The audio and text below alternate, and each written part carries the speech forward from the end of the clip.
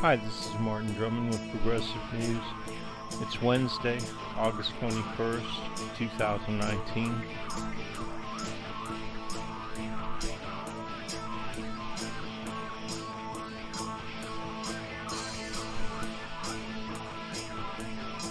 Okay, now to discuss the future of Venezuela, let's meet our panel. Here in the studio, Paula Garcia Pufro. She is the Deputy Director of the Latin America Center at the Atlantic Council. Also with us, Max Blumenthal. The Atlantic Council. I mean, you know what? Venezuela and a discussion of Venezuela should only be had by a variety of Venezuelans. And if you're going to have four people up there, you should have, one person from Guido, the Italian mobster of Venezuela, and, Maduro, and a couple of people in between, and another Maduro, because 2/3 of Venezuela support Maduro, and the other 1/3 are mainly bought off by greed. It's just like any capitalist country. You have 1/3 of the population who kowtows and works and is thugs for the rich, while the rich spend their time making sure that that's the way it stays, right? And you'll always have that 1/3. And then the rich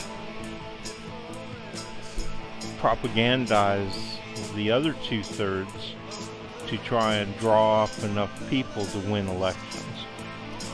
And invariably, they lose if it's a fair election.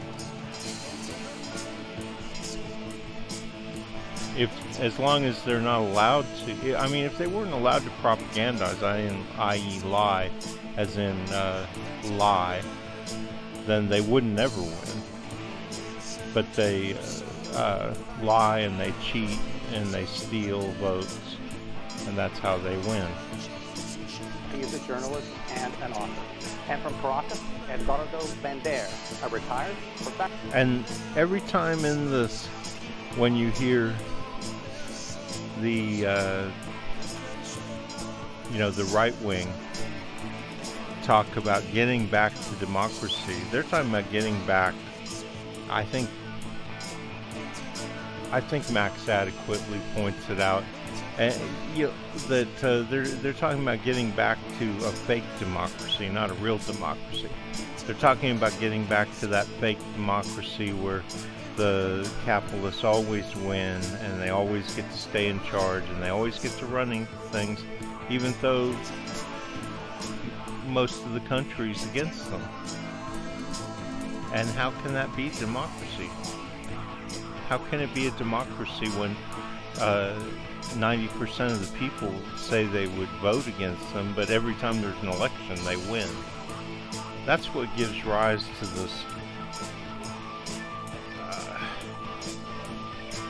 possibly real, but hard to say, the theory that there's cheating going on, when really the cheating, well, in places like Venezuela, before Maduro and Chavez, there probably was a lot of cheating. In the United States, it's not done through flat-out stuffing ballot boxes anymore, although in smaller elections in states like South Carolina and Louisiana and places like that, it's very likely that there is ballot box stuffing.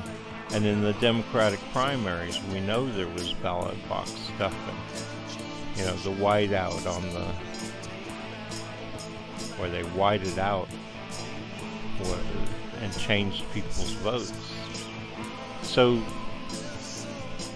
what I'm saying is when you hear these, not this guy, I think he's in the middle somewhere, but when you hear the right-wingers, which I think the woman that they showed first, what you're hearing is people who are paid, and why Chinese television supports this.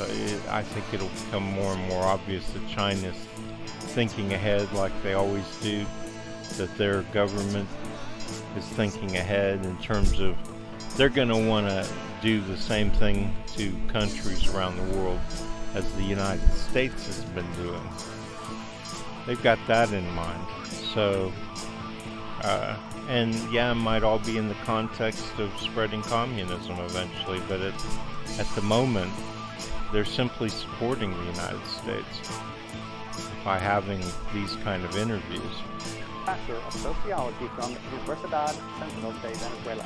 And Ramon Muchacho is a former Venezuelan politician, and he is joining us from Miami. Firstly, to our panel, I want to thank all of you for taking your time and look forward to the discussion. Max, I want to start with you. This new round of sanctions against Venezuela, the Trump administration claims that it is a nation in a humanitarian crisis, and the U.S. and others have to use basically everything at their disposal to try and push Maduro from power. Your thoughts on that? Yeah, the new round of sanctions was imposed as the Barbados round of the Norway talks were underway, and the whole point of it was to break up the negotiations. The Trump administration and the bipartisan supporters of its policy of regime change in Washington say that all options are on the table except for dialogue. And so you have a full-scale embargo imposed on Venezuela, which is actually a form of financial terrorism. They aim to terrorize the civilian population in order to produce regime change at the top. And they're doing it by sanctioning things like the CLAP food program, which has fed 6 million families. 6 million families, which is a substantial portion of Venezuela's population. And I've been in Venezuela for almost 2 months this year. I've seen this program in action. It is not politicized, contrary to the lies of figures. See, now they're going to let Max say things here, and that's all going to get lost because they're going to let these other people basically promote the United States, like he said, economic terrorism. Not to mention all this other terror. I mean, the United States isn't just responsible for the sanctions. Colombia is a narco syndicate. It's right next door, and fortunately, it's got its hands full with its own people, because its own people are rising up against it. Brazil, probably pretty close to the same thing, but those countries are doing everything they can to fuck with Venezuela as well. Figures like Michelle Bachelet, and the Trump administration aims to prevent this program from taking place. We've heard Francisco Rodriguez, who is a advisor. Okay, so here's the main thing. Okay, democracy exists in Venezuela now, thanks to Maduro, thanks to Chavez, mainly, who's dead now, and Maduro's taken over for him. All duly elected, all in a very, if you look at all the people who monitored elections, they say that Venezuela's the best country in the world as far as having free and fair elections. That's exactly what the United States and Europe and the capitalists don't want. They want to go back to the fake democracy, where the people don't get a say, and where poverty is twice as bad as it is now, and has no hope of improving, ending the poverty. That's what we're talking about here. I mean, people like this girl here, they're paid to try to promote that. I mean, that's what they want. That's the dividing line down the middle.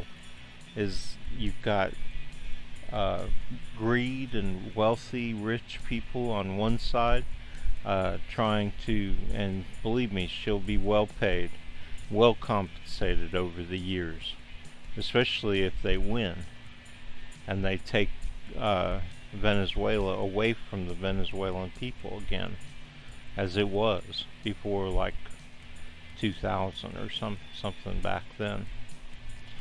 And this show, you know, I will never put a clip like this into my, because it's just bullshit, man. The truth is biased. What Max has to say is backed by I've watched so much on Venezuela, and you know what they don't say here is, like, when they talk about elections, after Chavez was in power, they had an election, and the capitalists won a lot, but not legitimately. The Supreme Court, everything was taken to the courts, and the Supreme Court of Venezuela said, look, the evidence is clear. The Guaido candidates stuffed the ballot boxes. It's clear. I mean, it was absolutely lots and lots of evidence. Lots and lots of people came forward, and it was just clear that that's how they did things. And that's how they used to do things before Chavez. Okay? Nobody can really want that, right? I mean, what kind of fucking idiot? Only greedy assholes want that, right? Because it helps them, because they're on that side. But, you know, people as a you know, they don't want that. Democrats, people who believe in power of the people and helping the people and social justice, things like that, they don't want that. So, you know, that's how you got this National Assembly or whatever, and most of it was outlawed. And now Maduro has got the election set up so that it'll be fair, and these Guaido, here's Guaido. Look at, he looks like an Italian mobster, doesn't he? And poor Maduro looks a lot like Stalin, I have to admit. But anyway, so, you know, that's what they want, because they had that. They controlled the assembly, and the assembly was ruled because they kept finding one assembly member after another guilty of stuffing the ballot boxes, until finally they just said, look, man, the assembly's just corrupt. I mean, it's nobody's in there legitimately, so we're just going to outlaw the assembly. And then they went to the, I don't know, House of Representatives or whatever the other one is, and it was overwhelmingly, you know, these are Venezuelan people here. You'll notice that a lot of them are either brown or brownish or just poor looking people, right? I mean, let's be honest. And that's who they are. I mean, they will come out in the millions in support of themselves. So that's what we got going on here. So to the opposition leader, Henry Falcone, warned that if these sanctions continues, there will be a famine in Venezuela within a year. So what you see the Trump administration and its bipartisan supporters, the supporters of sanctions and regime change, of an elected government aiming to impose on the Venezuelan population, is famine, it is financial terrorism, and it's a war crime. The United States should be investigated at the International Criminal Court for this. Well, Paula, pretty sobering analysis coming from Max, but the Venezuelan ambassador to the UN made some comments in this new round of U.S. sanctions against the nation. I want to go to his comments right now, and you can hear what he had to say.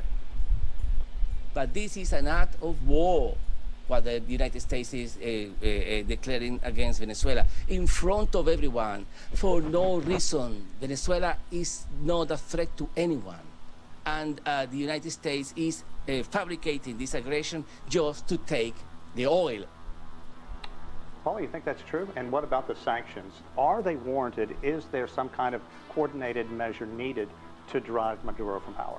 So without a doubt, the U.S. has had and put forward a consistent policy of ratcheting up economic pressure, has done a series of rounds of economic sanctions. Obviously, the latest rounds is the most dramatic in terms of putting a full freeze on all assets and prop. Yeah, you know, Max could tell you about the Atlantic Council, and we know about how the United States has in the past controlled the U.S. National Security Council. I don't, honestly, you know, they're just making this look like it's a free and fair discussion of ideas on both sides, but the fact is she's going to lie her ass off, and then they're not going to let Max hardly say anything, and they're going to let people who look like they're on the other side kind of agree with her and her pals here, and make it look like it's up in the air, and it's not up in the air. There's clearly two sides, and one is what is still, to my knowledge, the rich of Venezuela begging the United States to like intervene militarily and the United States responding by trying to buy off the military to force the Maduro, the legitimate government, out of power. They tried to have a coup. Guido, the Italian mobster, tried to have a coup, and they're really not going to let which were setting the streets on fire because Maduro offered the U.S. aid. The people of Venezuela need to be concerned about the possibility of U.S. military intervention. They're really not going to let Max have much of a say. They like give him a little question, he gets to put in a little piece, but I mean, look at the time here. Max has gotten all of about 20 seconds a minute out of 8 minutes so far. And really, you know, if you wanted to present an honest depiction of what things are going on out of these four people, you'd let Max talk pretty much the whole time. Let's listen to these other two guys, because she's a waste of time. She's just propaganda. And I'll point out where they're screwing around on Following the this. sanctions. Right. They're not the root cause of the reason why there is a humanitarian crisis, which there very much is. Ramon, I want to go to you in Miami. You're a supporter of Juan Guaido, and he's recognized as the president by the U.S. and some 50 other nations.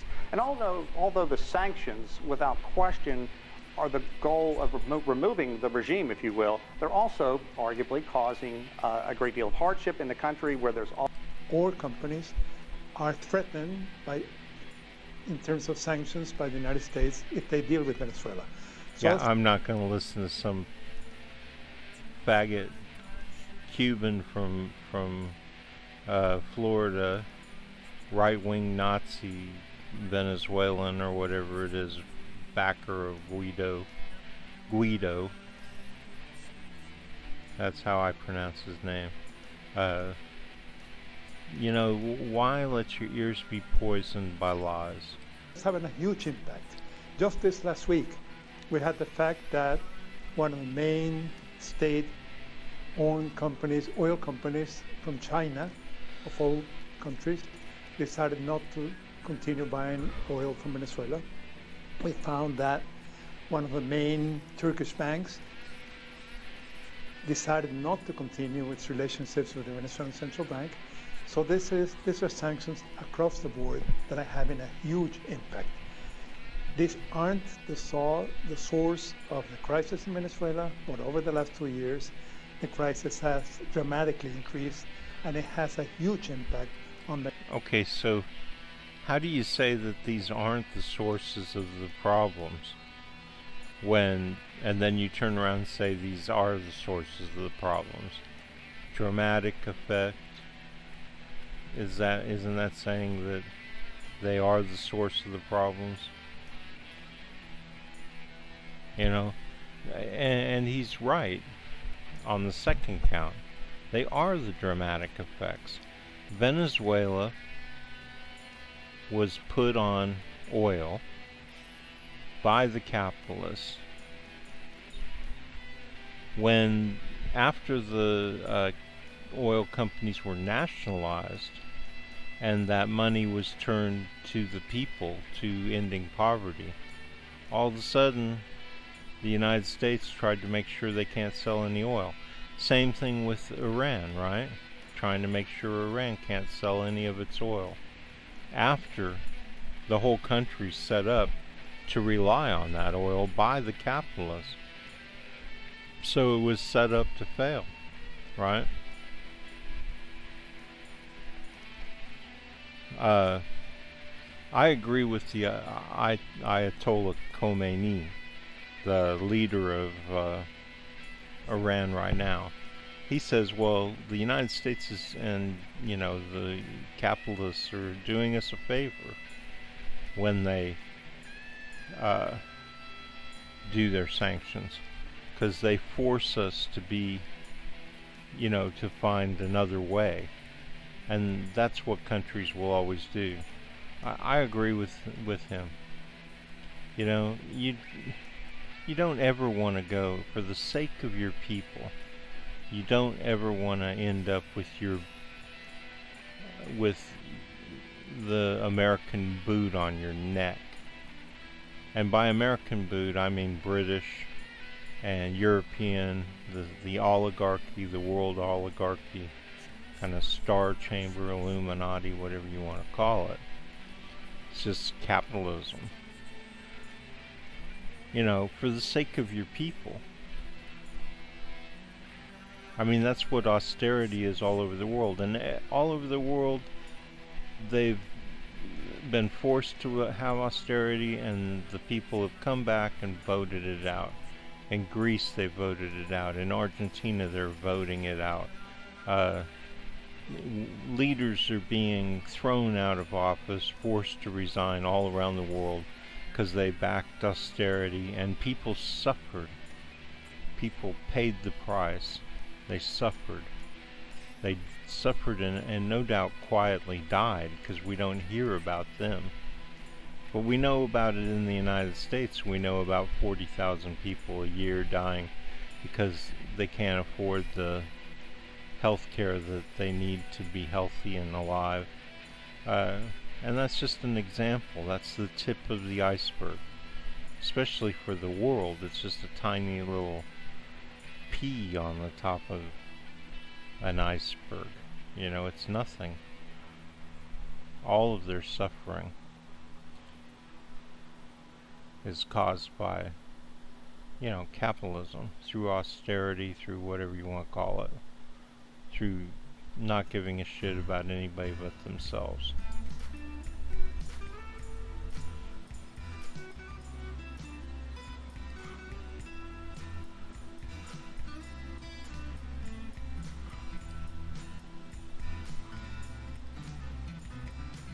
Venezuelans' daily lives.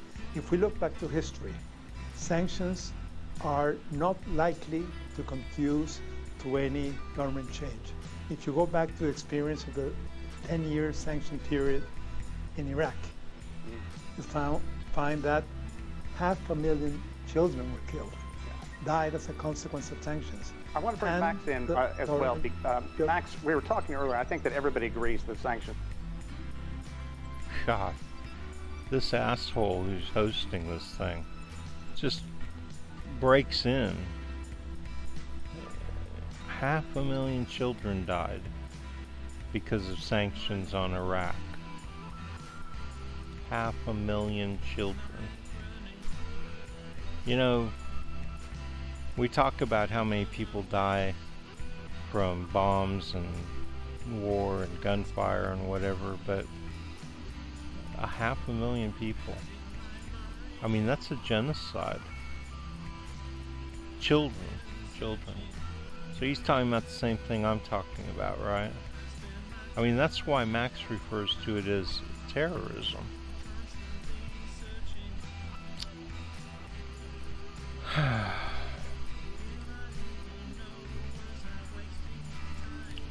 Oh, this is Martin Drummond with Progressive News.